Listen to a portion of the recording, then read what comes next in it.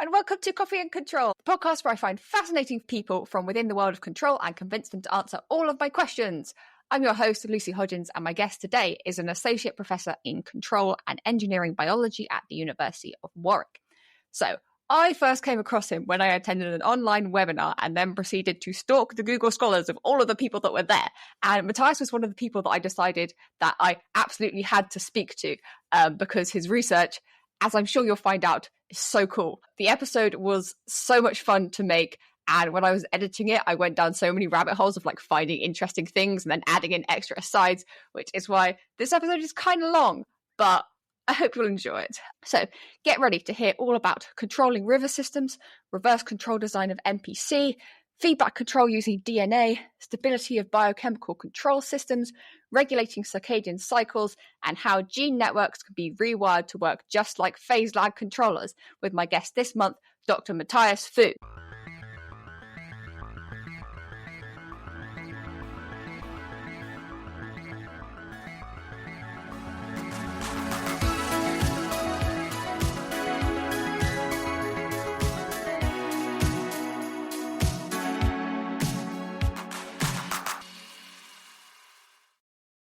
My name is Mathias Foo. I'm currently an associate professor in the School of Engineering, University of Warwick, and my research interest is mainly applying control to biological, industrial, and agricultural problems. My first question that I usually ask everyone is kind of how did you get interested in control? So I saw that you wrote a few papers early in your career on bilinear systems. So kind of how did that come about? Oh, that was long time ago. Yeah, so it all started when I did my diploma in engineering. So back then, before degree is like the normal route, you have like a diploma. So I have a lecturer who kind of like very passionate in teaching control. Of all the modules I taken, that he's kind of different. So he used a lot of, those times, no computer, it's still calculator and pen and paper. So he derived a lot of nice, cool equations in control, like, how models can be made into transfer function and how transfer function use certain, final value theorem. You can see how the steady state being eliminated and things. And then, use a very pen and paper approach to try to, derive the output response from this. It's just fascinating. And that got me interested into control. And that time when I was doing my master, so I came from Malaysia, so it's not a common route for bachelor to go straight to PhD. So you always have to go through a master. So I did a master then, and then there's a new professor joining the engineering school, and she came from Warwick and so on. So she brought in that time system identification and control as the main thing coming in. That's how I got into the research, and that's how it all started. Yeah. Okay, so moving on to your PhD work now. So your thesis was on modelling and control of river systems, which isn't really something that I kind of considered as an application of control before reading your thesis. So how did you get interested in this? How did this come about? Yeah, so after 2 degrees in Malaysia, so I want to expand my research experience. So I'm looking for opportunities abroad. And I was searching for several groups around the world that actually offers work on control or system identification. And I found this particular one from the University of Melbourne, Australia, that the topics I still remember clearly: system identification and control for river system. So it's kind of like tick all the box, and then river system is just an application that we can kind of like work on. So I contacted the supervisor, and after some paperwork bouncing around and things like that, so I managed to join their group to work on this project. So the group initially has a very well established research they call it water network research. So they actually are being engaged by the state government of that particular state, Victoria in Australia, with a certain water company, where they try to say, okay, if the water company were to install certain automated flow release mechanism, which I'm going to call it GATE, how is the control strategy is going to be like? How should you release the water in the most efficient manner? So do you release from the upstream end or the downstream end of the irrigation channel? And those are what the groups are primarily doing. And then they have very good success story that kind of like convince the state government to invest more into moving from irrigation to the river, the main source, because irrigation draw waters from the river, and they want to make it a higher level. And that also coincide that time back in 2007, 6, 7. That time Australia is experiencing a serious drought. So a lot of water restriction been imposed by the government, and this is where this research is kind of like very important and relevant. So I did a little bit of research into this drought, which lasted most of the 2000s but peaked around 2007, and this had a massive effect on the country. So just to give a few examples to illustrate how important the work Mathias was doing. So firstly, most Australian mainland cities faced a major water crisis, with storage levels in a lot of them falling to less than 30% capacity. The drought also impacted the electricity market because of the reduced output from hydroelectrics. And unsurprisingly, it also had a massive effect on agriculture and wildlife. So, for example, falling water levels led to acidification of lakes and groundwater, which often results in aquatic animals dying out and habitats being taken over by algae. So my supervisor lead the control aspect of the project. So mainly looking at how control design can improve significantly in terms of distribution of the water in the most efficient manner compared to current practice. So my first question is kind of from a controls perspective, what are the control objectives when controlling a river? Because looking through your thesis and kind of some of your early papers, it seemed like those weren't always very well defined in the initial stages. Yeah. So there are several things that can be deemed as a control objective of the river. But our control objective at this point is kind of like very specific because it had to meet the policymaker. So one of the control objective is that we should make sure that the end user of this river, the water of this from this river, are met. So the end user can be farmers. The end user can be recreational bodies. For example, imagine there's a park where families and tourists can come and visit. You do not want the lake to be waterless, right? So there's a recreational constraint, and there's also a fishery constraint. So along the river, there's a lot of pockets of fish breeding ground. So we need to make sure that the water is always there, so that the fish can breed in their natural habitat.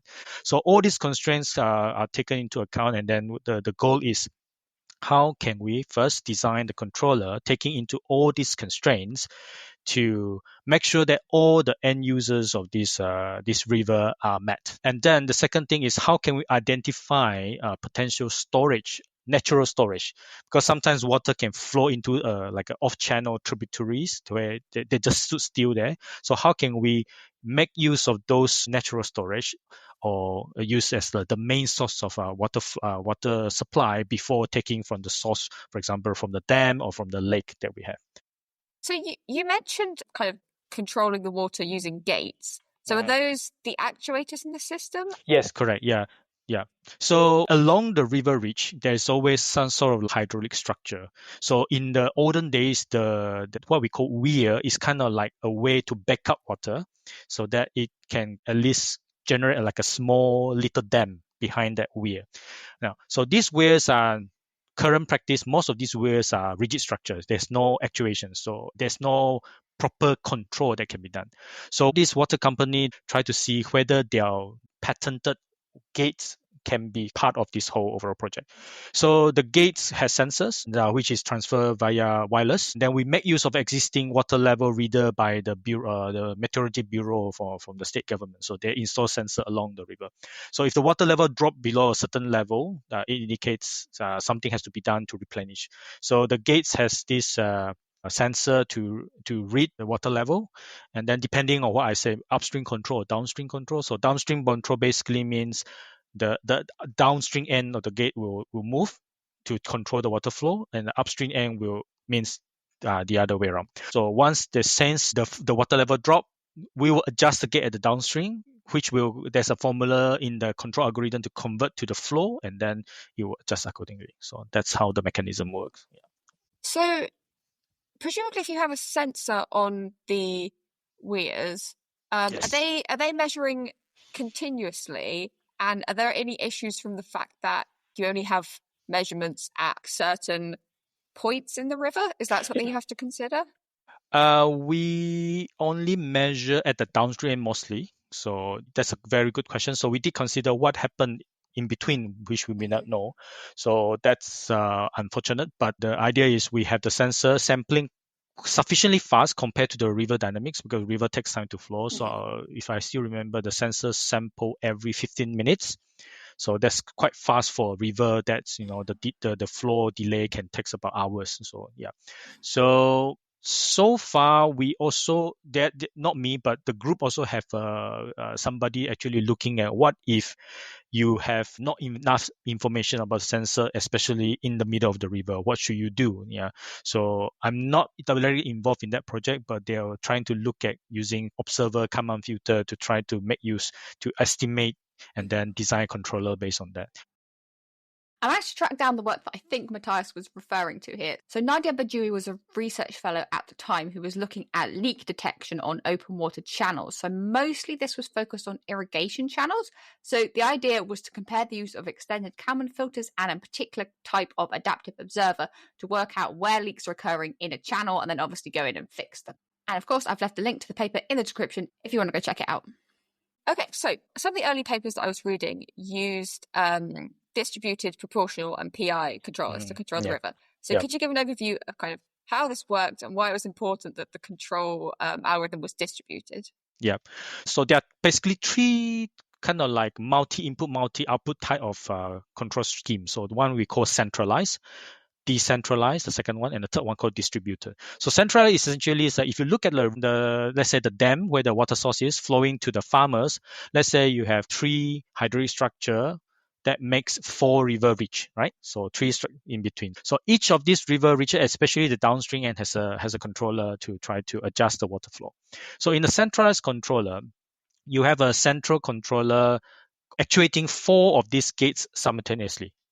Okay. For decentralized means each of its reach has its own controller.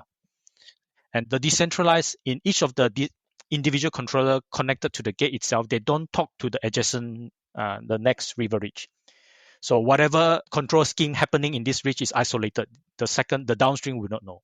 Distributed is similar to the decentralized, where the 2 controllers' informations are communicated along each other. So whatever happens in the upstream, the downstream will know, and then some almost like a feed forward, they can try to preempt to do something.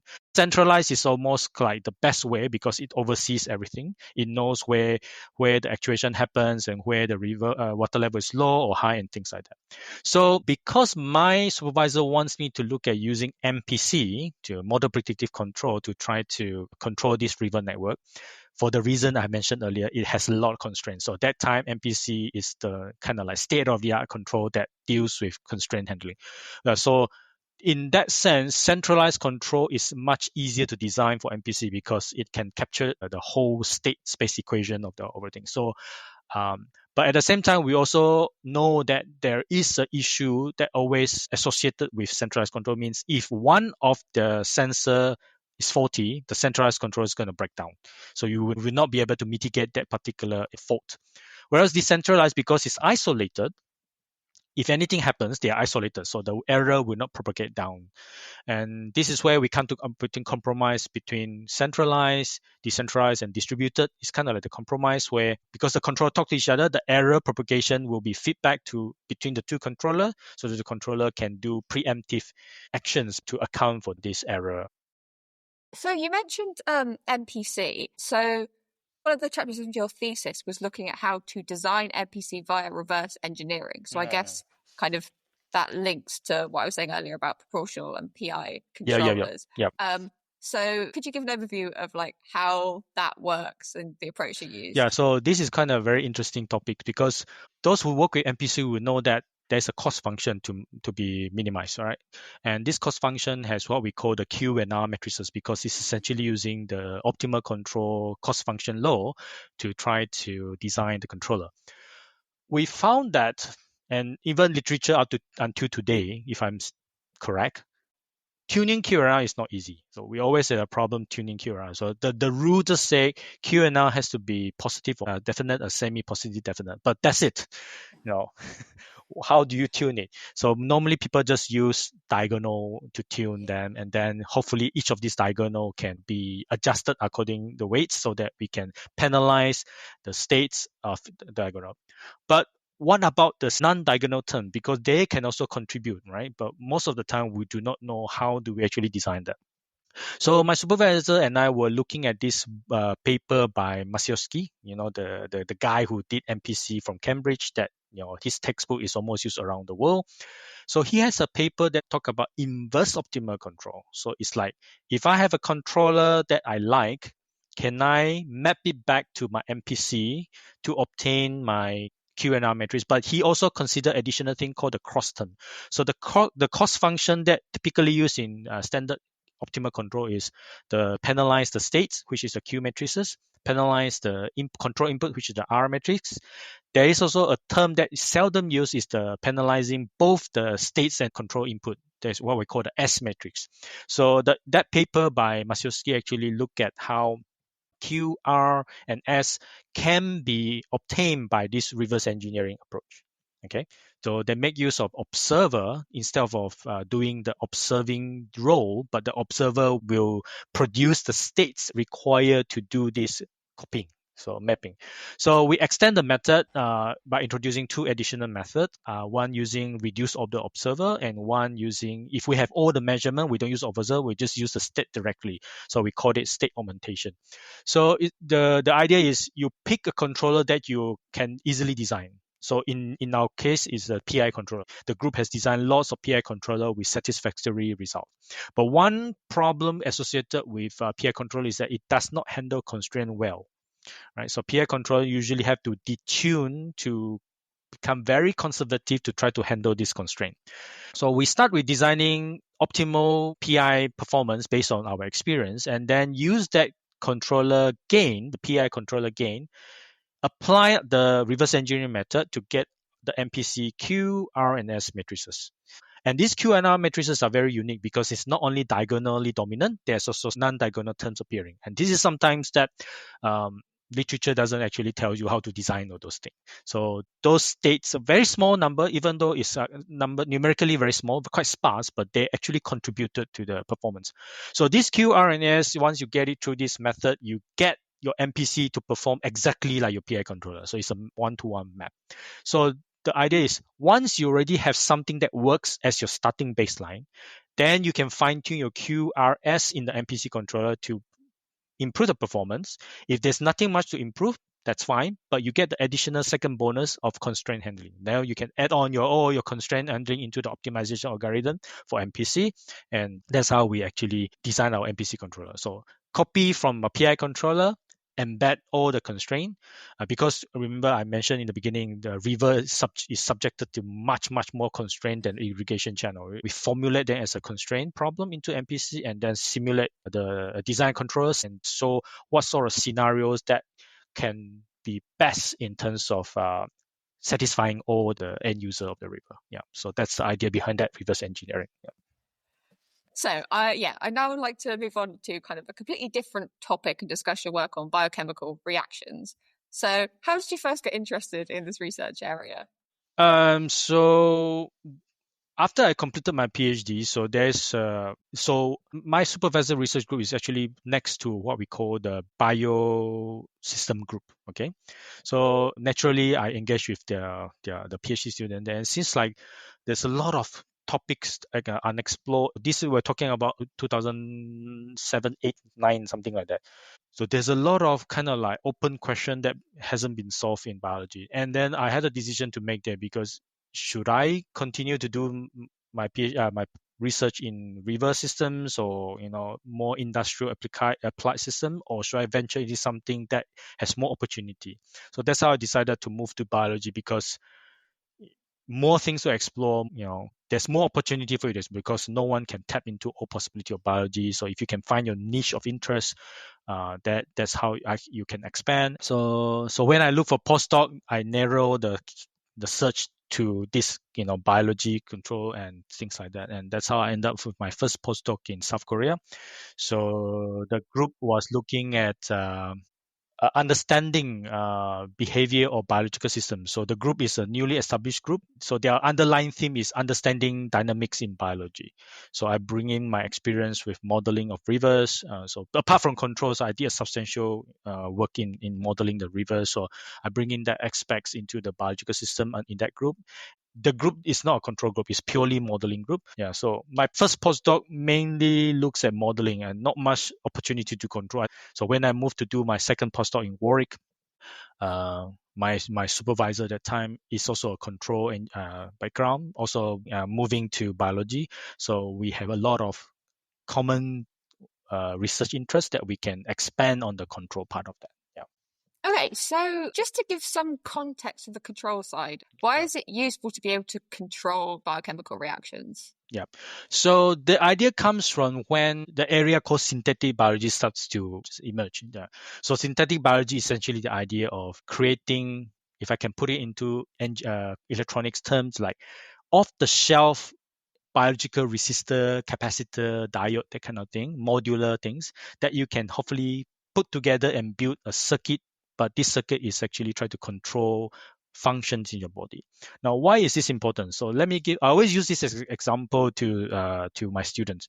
So suppose we know that feedback system happens in our body through a process called homeostasis. And one of the most commonly known homeostasis process is blood sugar regulation. So for diabetic person, the regulation is not operating at its optimal range. That's why either you get a type 1 or type 2 diabetes because of this non-optimal homeostatic process. Now, in terms of electronics or mechanical design, if that thing is faulty, you just basically replace it with a new control circuitry to kind of like make things work again. But how do you do that in biology? So the idea in the synthetic biology, especially control engineers moving to synthetic biology, is if we can have all these, we call it synthetic modular component, like equivalent resistor, equivalent diode. We can build a synthetic circuit, biological circuit, to replace the malfunction or non-optimal performing homeostatic process, and that's how the whole idea comes about. So yeah, homeostasis is a natural feedback control system, and if there's a malfunction to this, we hope that synthetic biology can give us a means to try to replace those non-optimal homeostatic process in our body. Yeah. So you've written quite a few papers on DNA strand displacement reactions. So implementing various controllers using these and then kind of looking at various aspects of these controllers. Yep. So could you explain the basic principles behind DNA strand displacement reactions and why they're a useful tool in designing biochemical controllers? Okay. Yeah, so you can think of DNA being the synthetic modular. Modular means independent, right? So diode, things like that. So each of these equivalent diode DNA, resistor DNA, okay, so I would use analogy here so for better understanding, can be programmed.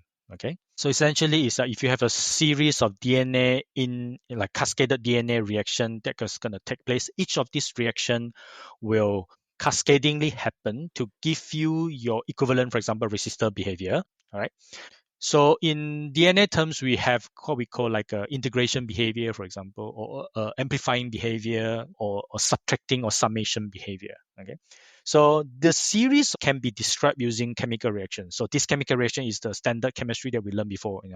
Reactants produce product and things like that, and vice versa.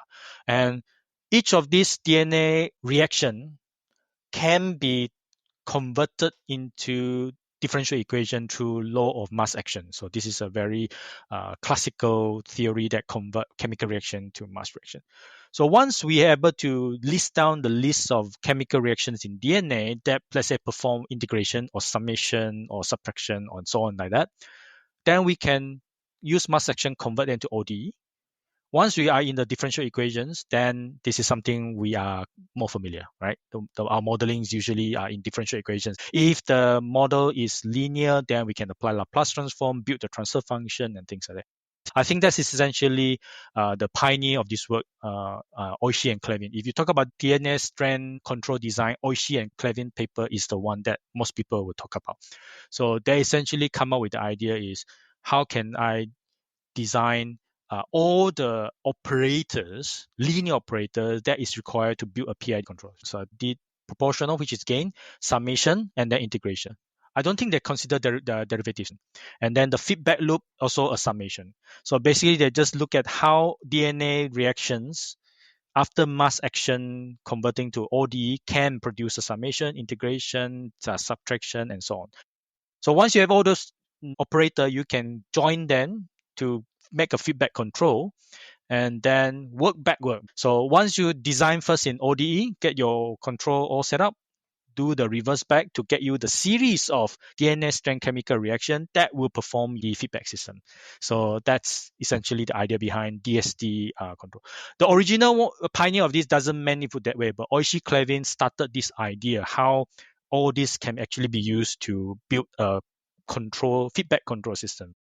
So this paper demonstrated that any linear input-output system can be built from 3 types of reaction. So catalysis, which is generating new chemical species, annihilation, which is breaking down chemicals into nothing, and degradation, which is where positive and negative components of a species cancel each other out. And one of the reasons why DNA strand displacement reactions were studied in particular in this paper is because it turns out that any physically realistic chemical reaction can be approximated using these DSD reactions. So the conversion between chemical reaction networks and mass action kinetics is a little bit mind-bending, but the fact that you can use chemicals to implement control systems is wild. They also mentioned in this paper that DNA and RNA have been used to create amplifiers, logic gates, and detectors, and I've linked all the papers discussing those in the show notes below. But in particular, I really love the paper about logic gates. So this was titled Enzyme-Free Nucleic Acid Logic Circuits, which was published way back in 2006, and it used short strands of DNA to carry out and, or, and not functions. And the implementation of the AND gate was so cool, and I want to try and explain it to you guys. So the way that DNA works is you have 2 strands that are complementary to each other, and they stick together. So in this AND gate, you have a base strand on one side. Part of this is bound to a recognition strand, and part of it is bound to the output strand. Now, input 1 comes along and it binds to the recognition strand in such a way that it removes it from the base strand. This then opens up a part of the base strand that is then able to bind to input 2. When the second input binds to the base strand then unbinds itself from the output strand. So that means that the output strand is then free to move around and bind to the next gate in whatever chain the researchers have set up. So that's how you implement logic gates using DNA, but the Oishi and Clevin paper was looking at implementing feedback controllers instead.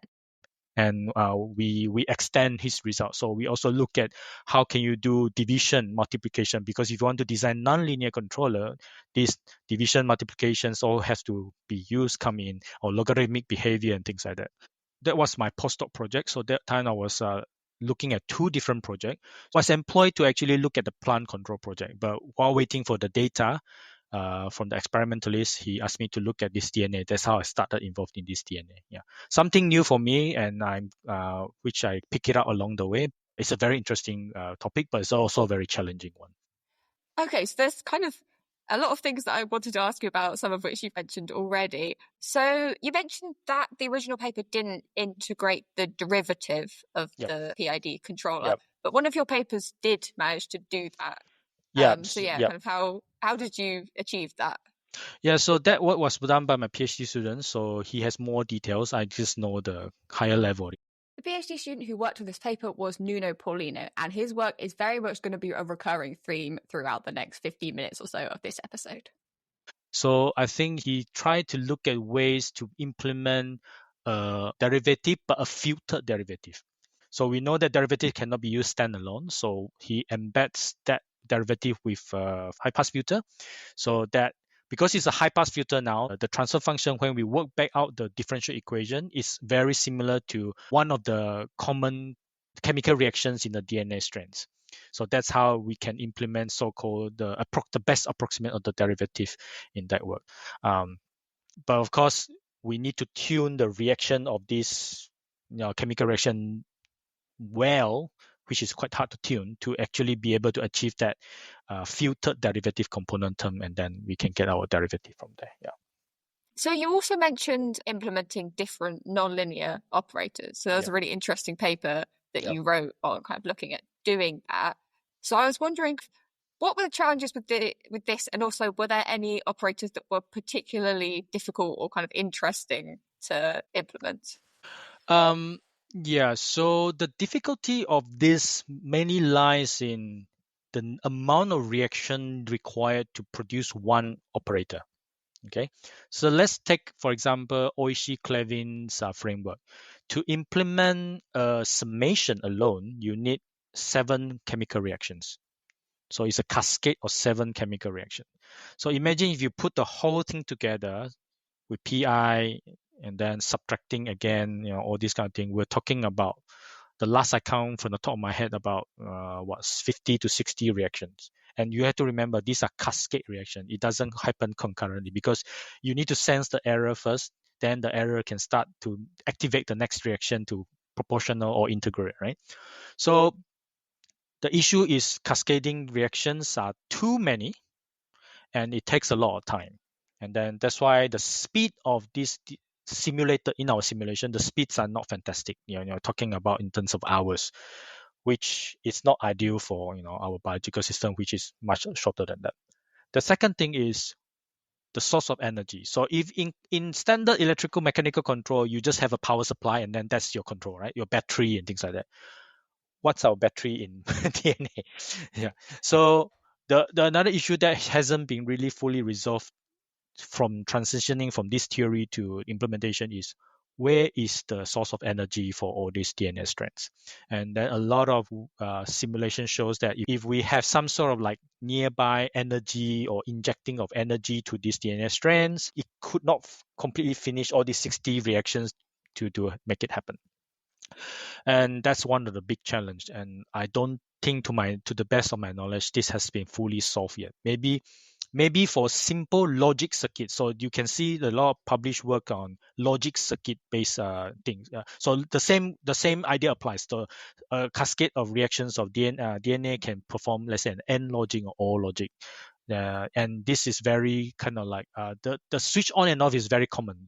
How do you turn on, turn off? This is very, so it has been done. I'm going to use Mathias mentioning this as an excuse to get excited about DNA logic gates again. Sorry, I promise we will get back to control very, very soon. But I was curious as to how far these biological logic gates have gotten since that paper that I mentioned previously from 2006. And I stumbled upon a paper titled DNA-based programmable gate arrays for general purpose DNA computing, which essentially created the DNA version of an FPGA. So for anyone who doesn't have a background in electronics, FPGAs are a type of integrated circuit that can be repeatedly programmed to carry out various different functions, which means instead of having a circuit that does just one particular thing, you can program your FPGA to act like one circuit and then later reprogram it to do a completely different thing. And the fact that these authors have achieved this with DNA is insane. I was trying to comb through the paper to work out how they managed this, given the limitation on cascading reactions that Mathias just talked about. And I think there's two things going on. So firstly, the fact that implementing each gate only requires 1 to 2 reactions rather than the 7 needed for summation helps a lot. And also, they have these things called DNA origami registers that allow for communication between the cascaded DNA programmable gate arrays. And I'm pretty sure this is what allows you to link a bunch of these systems together without losing energy. So this is really, really cool. But tragically, it doesn't really help with implementing feedback controllers with DSD reactions. But how do you put everything together without losing that energy and resource and make sure that the cascade is not too slow? It's still an open problem. Yeah. And my student Nuno actually try to find the minimized reaction that can achieve a PID controller. So he managed to come up with a theory for that. And we haven't really see whether it works or not in practice. But in theory, we reduce that to very little reaction. So these are the two main challenges. Too many chemical reactions to cascaded chemical reaction that is required. And secondly, no sustainable resource to actually continuously power that whole reaction. For more on this, you can see the 2023 paper, A Theoretical Framework for Implementable Nucleic Acid Feedback Systems, which, as well as presenting a theory for minimizing the number of reactions needed, also gives a nice little introduction to a lot of the concepts we've discussed in this section. As well as implementing controllers and kind of different operators using these reactions, you also looked at examining their stability and robustness properties. Yep. So one of your papers titled On the Stability of Nucleic Acid Feedback Control Systems. Could you give an overview of kind of what this paper found and also what motivated you to start looking into this? So yeah, I have to give the credit to the right person. So Nuno is the one who's actually looking at all these things. So my role is just a supervisory role. So all this kind of like it's a standard control analysis. Once you have a system, design your controller, you always look at robustness, stability, and things like this. Now, the problem with this current problem, although it may sound simple, just a PIE controller, right? Yeah, it's a very standard controller used in almost everywhere. But in terms of biology, right, like DNA strand displacement paradigm, I mentioned to you before that the conversion from chemical reaction to ODE through this mass action, right? But there is something hidden behind that is not quite obvious if we're just looking at the input-output properties of this reaction. So there's a lot of hidden nonlinear dynamics that has been cancelled out. So you can think of it, the most simplest way you can think of it is about pole zero cancellation in our control textbook. So we try to cancel the pole zero so that we only deal with the remaining dominant poles. But in fact, in the system itself, this pole and zero is still there. It's just that from the transfer function input output point of view, it's cancelled because mathematically it cancelled. So the same idea applies here. So in all this chemical reaction conversion from reaction to ODE, a lot of this hidden thing has been cancelled. Okay. So what Nuno did is try to unveil all these hidden cancelled thing, because this hidden cancelled thing can affect the stability and robustness of the system. Right? So he spent some time unveil all these hidden interactions that has been cancelled through this conversion, and found out that these hidden thing possess a lot of nonlinear dynamics, and that's like a big headache for if you want to do nonlinear using linear tools to so what we know mu analysis, all this kind of thing, structure SSV, all these are linear, assuming transfer function. So what to do? So Nuno did a lot of work, tried unveiling them, and how do you manipulate them through coordinate transformation and things like that, change your variable, try to fit into as best possible into the linear paradigm, so that then we can apply the standard robust control theory tools that has been done. Of course, along the way he proved that this approximation does not violate certain condition. That's why he has a lot of theory being introduced as he go along the way. But the general idea is this: all these hidden cancel interaction are unveiled, and it introduced a lot of nonlinear dynamics, which poses challenges in analyzing stability or robustness. And Nuno did a lot of work manipulating them to put them nicely into, as best as possible, into the linear paradigm. Then we can apply our standard robust control theory to box analyzing the stability and things like that. And we found out that it's heavily dependent on certain tuned parameters. The parameters has to be within this strand, then the robustness and stability of the system can be guaranteed. Yeah. Before we move on to a slightly different topic, I first wanted to say that I absolutely loved reading this stability paper. So I suggested it as a paper for the journal club that I'm part of, and we ranked it in the top 5% of papers that we've ever read. It took a little while to wrap my head around it, but it was definitely worth puzzling through because it was very, very interesting and included a ton of interesting remarks and comments, which, to be fair, is pretty much true of all of the papers that Mathias and Nuno have worked on together. But yeah, they're definitely worth reading. Okay, and the second point I wanted to edit in here is about controller robustness. So Mathias mentioned about mu analysis and SSV, and this is something that him and Nuno have written a fair few papers on. I was hoping to ask him about it, but I was already taking up a bunch of his time with many, many questions, so I ended up skipping that part of the interview. But a very brief overview here. So SSV stands for structured singular value, and it's a common approach to analysing system robustness. And it involves aggregating uncertainty into a single block, which is then interconnected with the nominal system. And a mu value metric is calculated that relates to the size of the perturbation needed to destabilise the system. So Nuno and Mathias did the calculations for DNA-based feedback systems to look at whether variability in concentration and or reaction rates might cause a system that seemed like it should be stable to actually be unstable when implemented in practice. And they found that actually all was okay because the system was robustly stable about the equilibrium for experimentally feasible levels of uncertainty. So when they implemented it in practice, it didn't just break. So one of your earlier, so we've talked already about kind of PID controllers. One of your earlier papers, you looked at simulations that compared the robustness of PI controllers with a nonlinear quasi-sliding mode controller.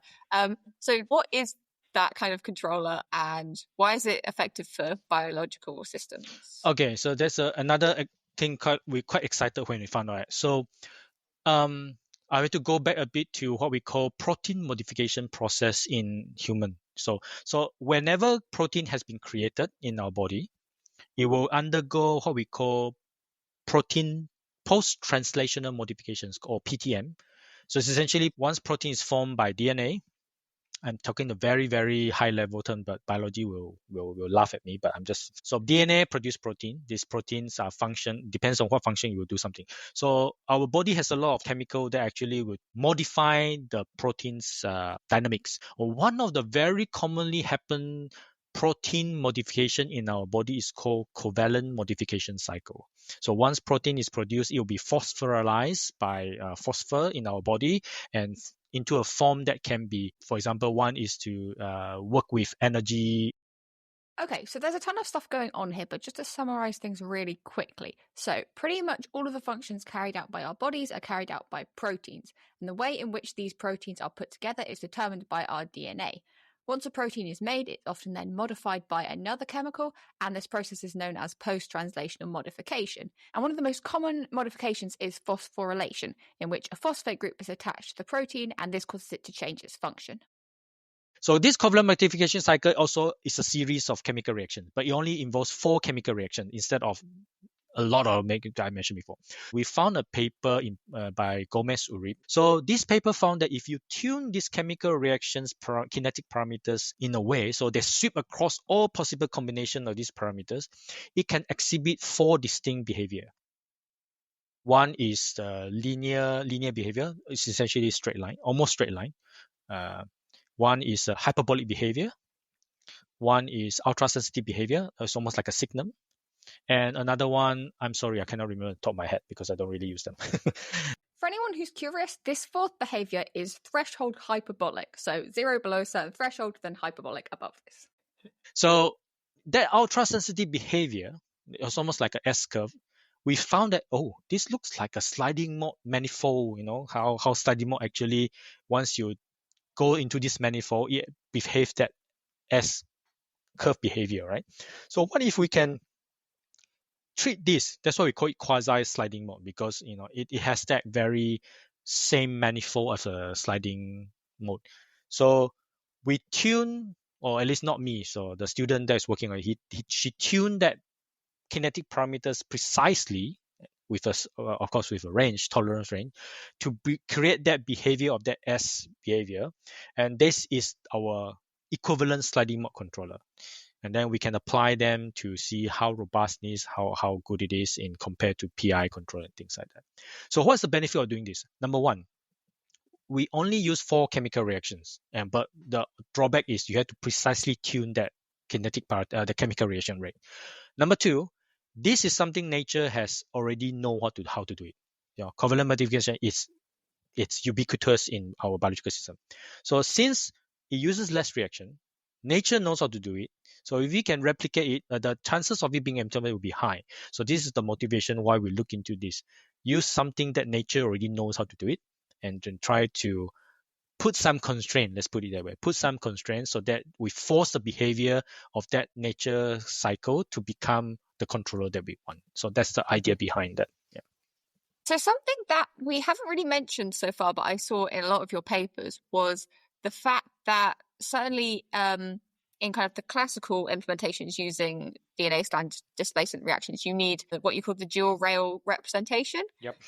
But you also wrote a paper that tried to implement a PI controller, but without needing that dual kind rail. of, the dual rail. Yeah, so the dual rail is being proposed by Oishi and Clavin. So this is the reason why I said they require, for example, summation alone, it requires 7 reactions to do one summation. Before this, in standard chemical reaction chemistry, I think back in 70s or something like that, there are only 3 or 4 reactions required to do this summation. Okay. Now, why dual rail is introduced is because you can have what we call a positive species and negative species that can cancel each other to create a two-sided subtractions. Okay, again, I'm talking a very high level without going into details. So the reason Cauchy-Clavian used this dual rail is because you can implement a two-sided subtraction, and then we know two-sided subtraction is common in mathematics, right? Like, even our electronic circuit, you can program it to do two-sided, but biology is not that way. So to circumvent the problem of too many reactions to do one operator, we try to use back the classical chemical reaction that has been developed, in the 70s, 80s. But this cannot implement a two-sided subtraction. Summation, no issue. It's the subtraction is the main issue. So if we cannot implement two-sided subtraction, that means essentially, for example, if we are doing reference tracking, if the value of output is greater than reference, it just gives you 0. That means there's no error. So the control doesn't know there's an error, not going to do anything. So you get a very terrible result, as you can see for the simulation plot that we had there in paper. So we found out that in the subtraction that cannot generate two-sided subtraction, there is this component that degrades very slowly, and there's one component inside that chemical reaction accumulate too fast. Okay, so it is because of this accumulation that causes the failure of two-sided subtraction. Okay? So we have a visitor that time from Leeds, and he looked at the problem and said, "Is there a way we can make this accumulation gone faster?" So then I realized that we have what we call a protease in protein that degrades the protein component. So if we tune this protease, or let me call it degrading component, fast enough, faster than the accumulation, then we can overcome this one-sided subtraction issue. And that's why three of us, Declan, myself, and our collaborator from Leeds, thought it'd be cool to name it, PI DEC. That's why we call it PI degradation control. So the idea is, because of this fast accumulation and slow degradation of the subtraction component chemical reactions, we introduce additional fast degrading component, which in nature something like protease, to quickly degrade them, so that accumulation will not affect our one-sided subtraction behavior. Yeah.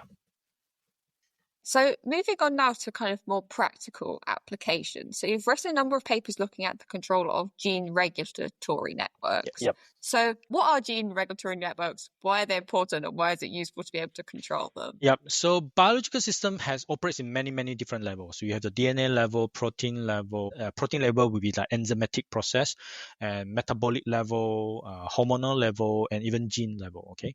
So gene level basically means our DNA produce the protein that will be used to regulate the next DNA, to generate circadian rhythm, for example. Circadian rhythm basically needs something to make the signal goes up and then signal comes down. Okay, so what makes that signal goes up? It could be a DNA that produces a protein that regulate more production of the next protein.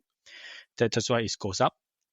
And then what comes down is another gene that produces a different protein that will suppress that behavior expression down. So if we look at the higher level, all these genes that regulate the next process and so on is like a series of network connected, and that's why it's called gene regulatory network. It's a network consists of gene regulating each other and forming a huge network. An interesting point about gene regulatory network from control perspective is that it's almost like error propagation kind of problem. So if I have a gene that malfunction, that means its downstream genes will not be able to function well because the key gene has malfunction. So how do you actually design controller to replace this malfunction gene so that the whole gene network behavior will restore to its near best optimum behavior, if not the best? Yeah. So, and this is the second project that I mentioned about in my postdoc when I was doing my postdoc in Warwick. So the second one, once the data come in, now we can look at the gene regulatory network of plant resilience. So we look at a specific pathogen called botrytis. Botrytis is what we call a gray mold. So if you put your strawberries in open space for several days, you start to rot, and then you see this gray fungus start to appear. Those are botrytis. So we try to look at how botrytis affect the defense protein in the gene regulatory network in the plant. And then we look at how can we design mitigating strategies if pathogen really attack, can we use a synthetic component that we can externally design to try to replace that malfunction due to the pathogen attacking things like that. And interestingly, one of the genes that kind of play a very important role is a circadian gene. So it kind of like makes my life exciting because what I've done with my circadian, I can actually apply here and try to do that and things like that. Yeah. So that's the difference between DNA level work and a gene regulatory network work. Yeah. So I understand there's a number of different modeling frameworks used to represent these. Could you give an overview of kind of what these are, the differences between them, like how they affect controller design? Yeah. So the most traditional way and common way of modeling a gene regulatory network is the Michaelis-Menten model or Hill function, depending on whether you put in the exponent or not. And there are several limitations with this model from control perspective. So I mentioned before, like when gene do regulation, they can either activate, which is like make it more. Let me say turn on, and then make it less turn off. Okay, so on and off. But to represent this on and off from model perspective using Michaelis-Menten, the structure is a bit different. So if we look at the activation or turn on Michaelis-Menten model, you have the protein that is involved in the turning on at the numerator divide by a constant plus the same protein. So think of it, X as your protein, divide by a constant plus X. Okay. If I want to turn it off, the Michaelis-Menten model says a constant divided by constant plus the protein. Okay. So if we want to design a controller, let's say a simple PID controller, for example, and the controller reads out an error and produce a control action. Remember, X is the protein, right? So the controller will actuate X to try to regulate this gene.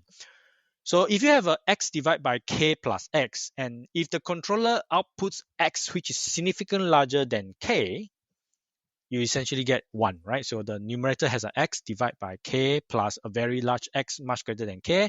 X cancel X, you get no control. So the control doesn't do anything, okay? So that's the limitation we found with Michaelis-Menten model from control perspective. But nature doesn't do it this way. If the nature wants a lot of X is there, it's not going to saturate, right, due to that Michaelis-Menten structure. So there must be something that is not completely characterizing this behavior in the model sense of view. And we found one paper by the group by the Voigt's group that uses what we call S-system modeling. So S-system modeling, the way they represent activation and regulation is a bit different. They use the exponent. So if the X is activation, X to the power positive some numbers. Whereas if you have inhibition, you have X to the power some negative exponent. So this model is not subject to this, saturation constraint. Then we found out this is much more suitable to design control. And secondly, as system model, we found out that depending on the choice of your exponent, sometimes it behaves very, let me put the word quasi-linear. Then once you're in the quasi-linear mode, you can do a lot of nice linear approximation better than the Michaelis-Menten to design your controller based on a linear system and things like that.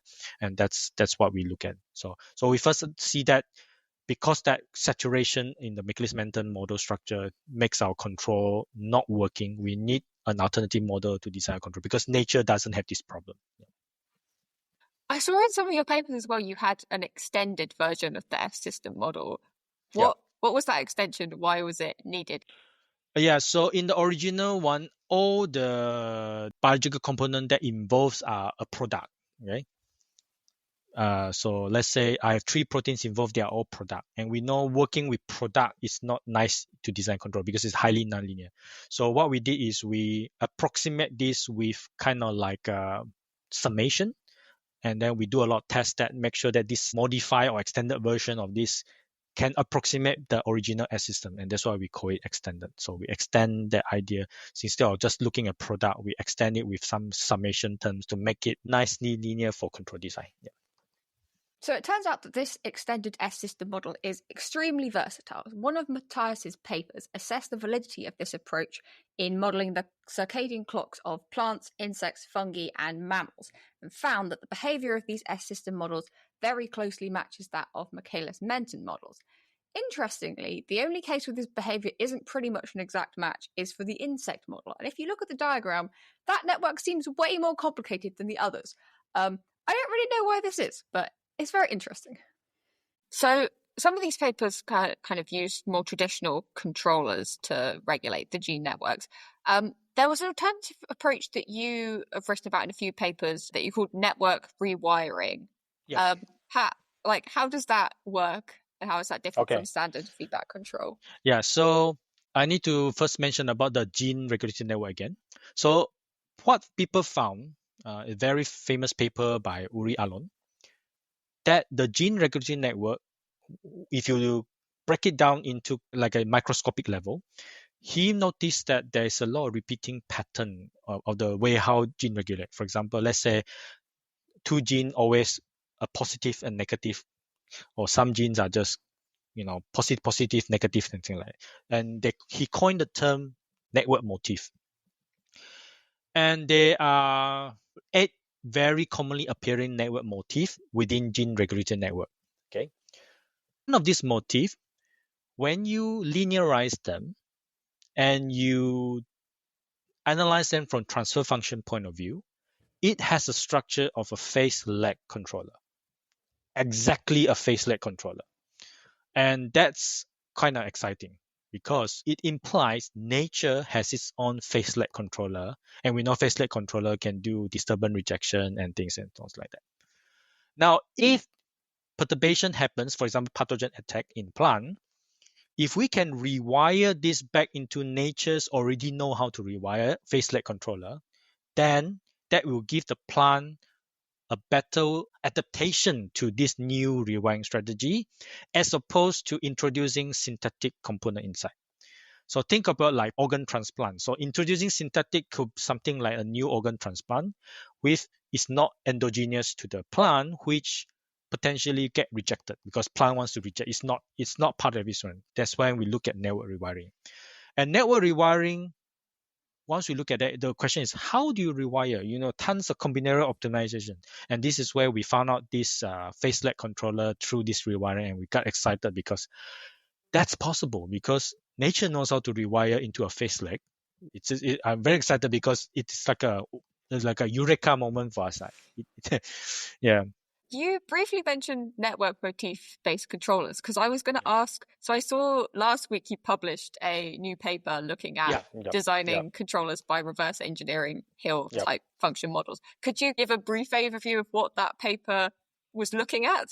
Yeah. So all these network motif can produce a controller, right? As I mentioned, but these are highly parameter dependent, the behavior of this motif.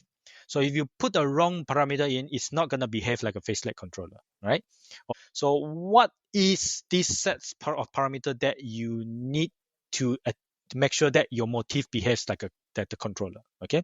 So there's a very famous paper in 2009 in the Cell paper where the authors use a kind of like optimization approach, search through all the parameter space to find what sort of parameters that can make this motif work in a control sense. Yeah. That is a huge search, and it's a very computational heavy method. So what we did is this actually links back to my reverse engineering MPC work. So I kind of like get the inspiration from there. So I asked the question, what if we can do something simpler to design and then work it backward, reverse engineer back? So we asked my student to look into that. So we assume the linear model for all this, if not using Hill function, and then we use Laplace transform and give us a set of conditions that these parameters guarantee reference tracking, dispersion, rejection, and stability, and all this. Once we get that, then we can map each of these to the Hill function. So we take the linear component, map it to the Hill function, and then make the establishment, and then it shows that it works. Of course, there's limitation, but at least that gives you a fast way to identify the initial parameters that will guarantee a control behavior, and then we can fine tune from there. Yeah. So that's the gist of that work. Yeah. So you've mentioned already kind of your work on circadian clocks and how that links to gene networks. Mm-hmm. So one of the controllers you used in quite a few of these papers was an antithetic integral controller. Yep. So I was wondering kind of What is that? How does it differ from standard integral control? And why is it good for biochemical control? Yeah, it's the same actually. So antithetic integral control and integral control is the same. The only difference is the implementation. So in biology, after the integral has been formed, in these two species have to be annihilated, and that process is called antithetic because these two species controller species will eliminate each other and disappear. But the mathematical of it, it's essentially the same as an integral controller. Yeah. So in terms of why is it good for biology, because this is inspired by this anti-sigma process that Bryant found when he proposed the antithetic controller. So nature has this anti-sigma and sigma annihilation behavior, and then he utilized that to design the integral. So he designed it from the perspective that it can be realized biologically. That's why it's coined antithetic integral controller. It's the way implementing it. Yeah. Okay, I've got a final kind of few questions in this area. I guess the main one is like, where do you think this technology, so kind of biochemical control, is headed in future, and what are you most excited about?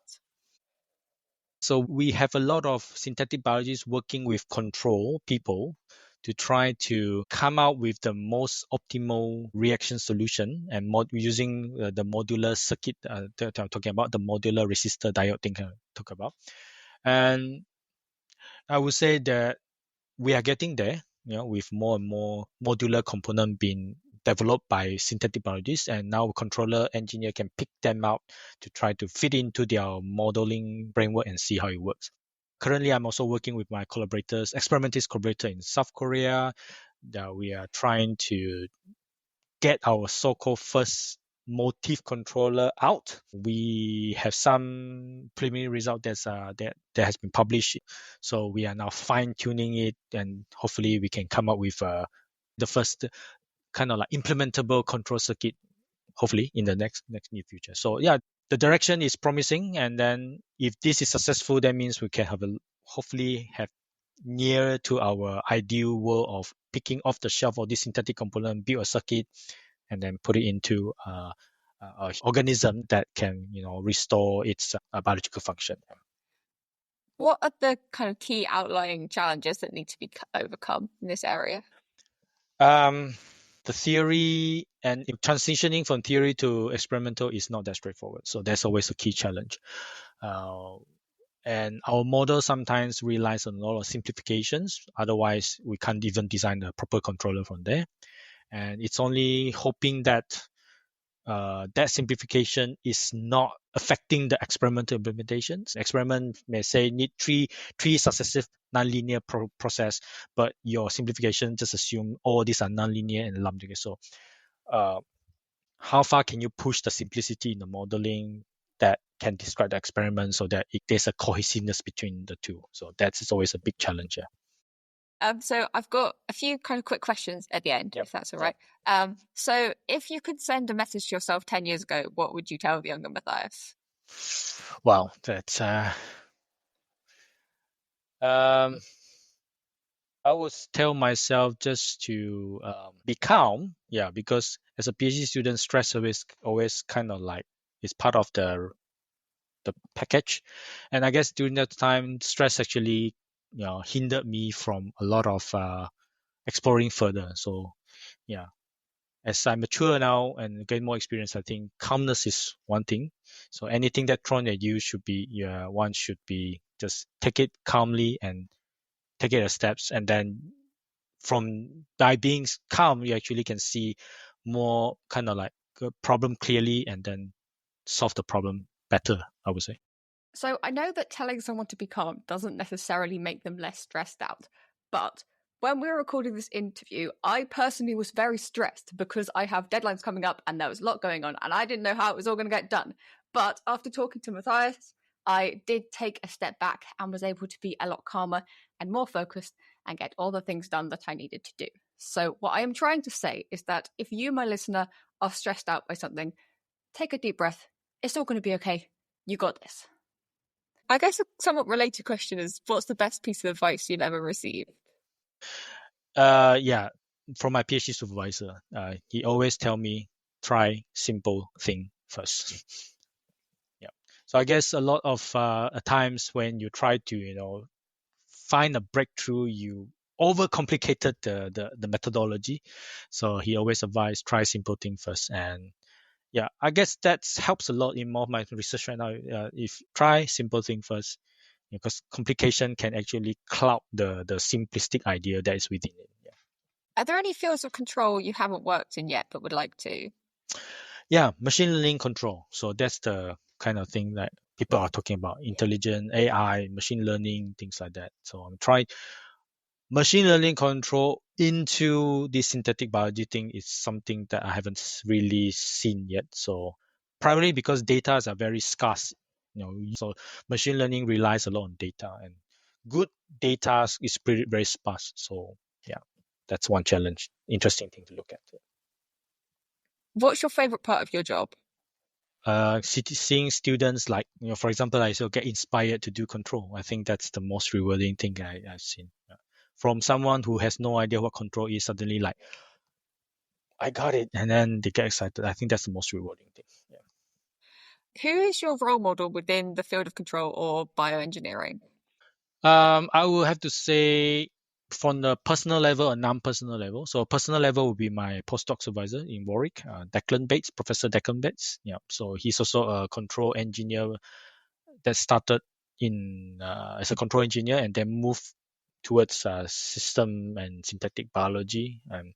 Yeah, so now we are colleagues, and yeah, I still get a lot of advice, and he's a good mentor. And yeah, in terms of someone that I don't know personally, but it has kind of like inspired a lot of my teaching, as particular, is Professor Steve Brunton from University of Washington.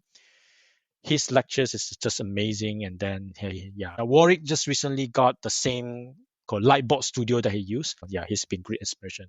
Machine learning control is something that he's looking at now, and I'm trying to see whether can that be applied to some of the biological system that we look at. Yeah, so he does work a little bit on applying them to biological system, but not very specific to what I'm looking on. So I'm just trying to see, is there any way that I can kind of like move that paradigm into my work and then see how it goes.